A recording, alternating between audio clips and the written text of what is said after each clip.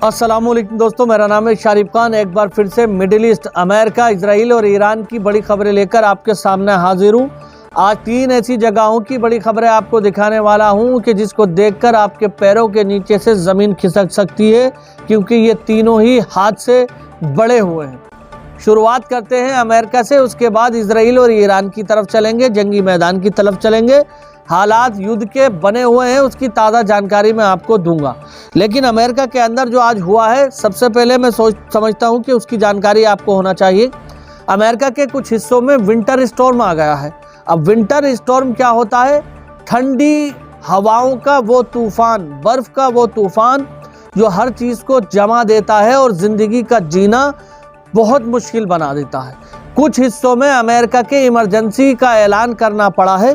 10,000 से ज़्यादा फ्लाइट्स को कैंसिल कर दिया गया है और 40% आबादी इस तूफान से प्रभावित हो रही है।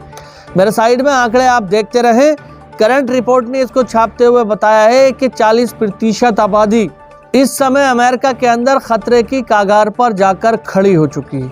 अमेरिका में बीते 12 से 18 महीने के अंदर अगर बात करें तो प्राकृतिक आपदाएं बहुत बड़े पैमाने पर आई हैं, या यूं कहें कि कुदरत का कहर बहुत बड़े पैमाने पर आया है। आपको याद होगा कि अभी तकरीबन 11-12 महीने पहले अमेरिका के अंदर बहुत बड़े पैमाने पर सैलाब आए थे, यानी पानी के ऐसे सैलाब आए थे जिनसे बहुत बड़े एरिया प्रभावित हुए। लोगों को रेस्क्यू करके निकाला गया था। पानी के हादसे का जो शौक था वो पूरी तरह से ख़त्म नहीं हुआ था कि वहाँ पर आग जनी की खबर आ जाती है। यानी लॉस एंजलिस में इतनी बड़ी आग जनी हो जाती है कि 1000 से ज़्यादा लोगों के घर जलकर राख हो जाते हैं। इसके बाद उस हादसे को भूलने ही वाले थे लोग कि एक और नई प्राकृतिक आपदा यानी कि विंटर स्टॉर्म अपनी मौजूदगी का एहसास करा देता है। अब लगातार अमेरिका के अंदर ये जो प्राकृतिक आपदाएं आ रही हैं, इसमें बहुत सारे मुस्लिम देशों के कुछ युद्ध के जानकार हैं, वो ये बता रहे हैं कि यह कहीं ना कहीं प्रकृति का कहर अमेरिका के ऊपर आ रहा है, क्योंकि जिस तरह से इजराइल की मदद करके फ़लस्तीन में आम शहरियों को निशाना बनवाया गया था, ये सब उसकी भरपाई हो रही है। तो कुछ लोगों का कहना है कि मौसम विभाग लगातार ये बता रहा है कि वहाँ के मौसम के जो हालात हैं अचानक से बदल जाते हैं, बिगड़ जाते हैं, जिसके कारण प्राकृतिक तौर पर नेचुरल तरीके से ये सब कुछ हो रहा है। अब ये वल्लाहु आलम, अल्लाह बेहतर जानता है कि ये अमेरिका के अंदर क्या हो रहा है। कभी आग लग रही है तो कभी तूफान आ रहे हैं, तो कभी पानी समंदर अपनी ऊंचाइयों को छू रहा है। बहुत सारी चीज़ें यहाँ पर देखने को मिल रही हैं। फिलहाल हालात से निपटने के लिए लगातार बचाव दल, राहत दल वहाँ पर काम कर रहे हैं। आने वाले कुछ दिनों के अंदर मामले को निपटा लिया जाता है, पूरी तरह से लोगों को बचा लिया जाता है, या क्या होता है पता लगेगा। इसी के साथ साथ एक और बड़ी खबर मैं आपको बता दूं जो ईरान की तरफ से आई है। आप लोग जानते हैं कि बीते कुछ दिनों से लगातार ईरान और अमेरिका के बीच में टेंशन बढ़ती चली जा रही है। अमेरिका अपने हथियारों को ईरान के चारों तरफ लगा रहा है, अपने हथियारों की मौजूदगी बढ़ा रहा है, जिससे ईरान भड़क रहा है।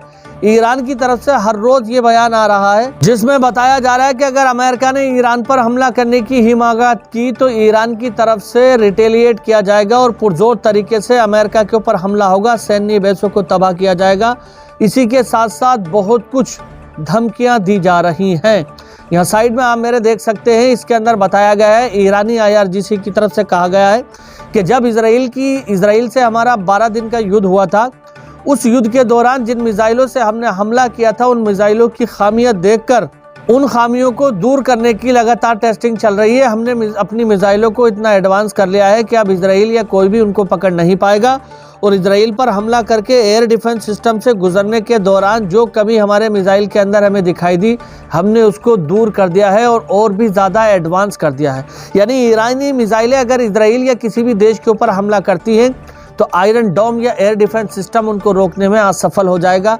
ये दावा कर रही है ईरानी IRGC।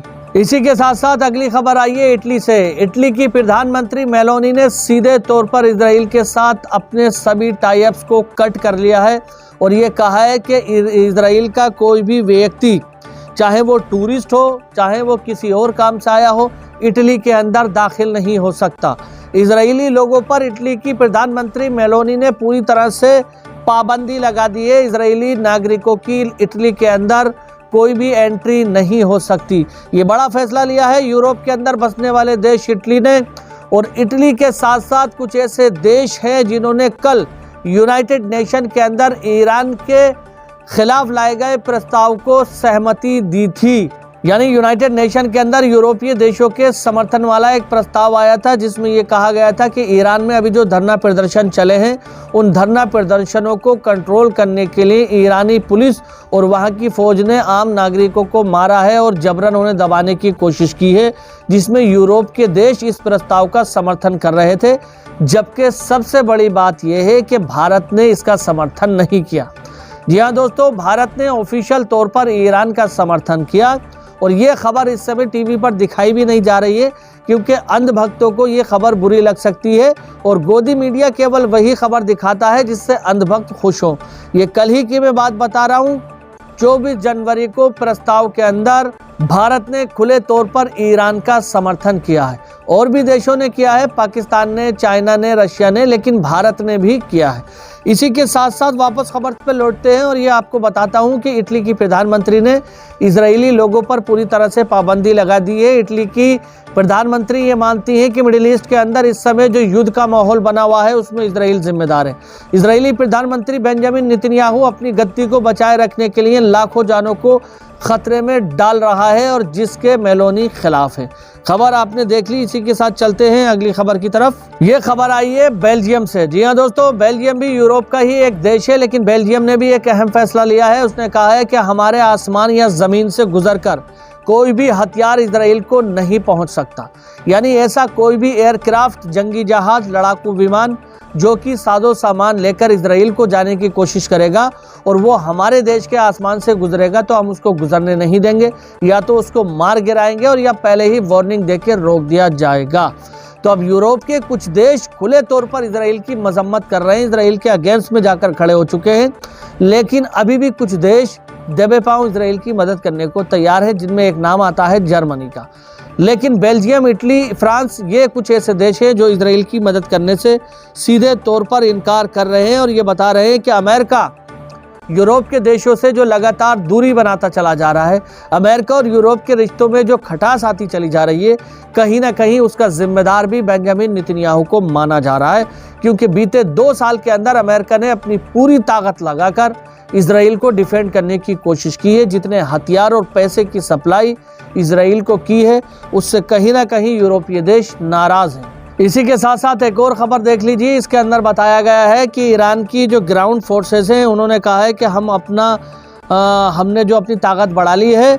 जैसा कि मैंने पीछे आपको बताया है, तो मिसाइलों की क्षमता बढ़ाने के साथ साथ ग्राउंड फोर्सेस ने भी अपनी क्षमता बढ़ा ली है और पूरी तौर पर तैयार हैं। अगर अमेरिका के द्वारा ईरान पर हमला होता है तो माकूल जवाब दिया जाएगा। ज़मीन, आसमान और समुद्र से, जल, थल और नभ, तीनों सेनाएं ही एक्टिव है, पूरी तरह से IRGC एक्टिव है।